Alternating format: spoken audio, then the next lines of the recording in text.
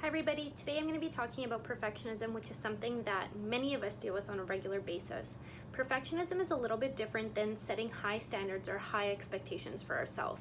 Perfectionism is setting excessively high standards that have to be met all the time and have to be met perfectly.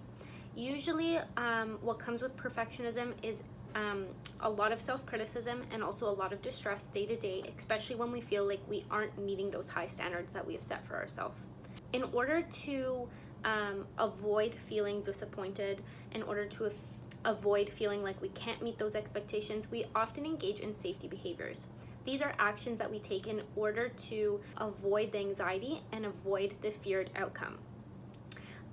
Although this helps us feel better in the moment, it actually hurts us more in the long run because we are preventing ourselves from understanding what happens when we actually make a mistake and that it might not be so bad after all. It also in the end increases anxiety and increases our pressure because we haven't taught ourselves otherwise than to believe that our feared outcome is what's going to happen. And oftentimes we often will catastrophize what that feared outcome is.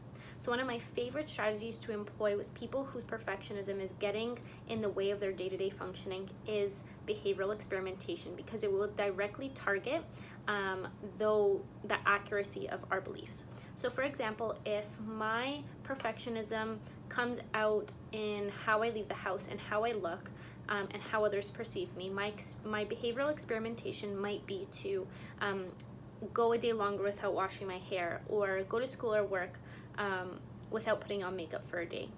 And the counselor's job in this role is to help you create a hierarchy from 0 to 10 of what is your level 10 feared experience and what your level 0 would be.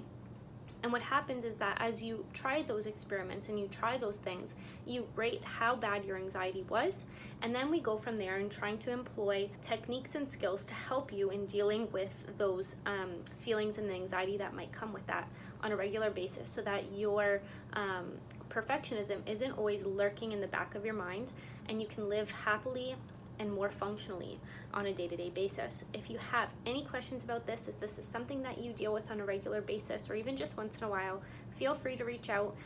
We're always happy to give you some more information. Thanks, guys.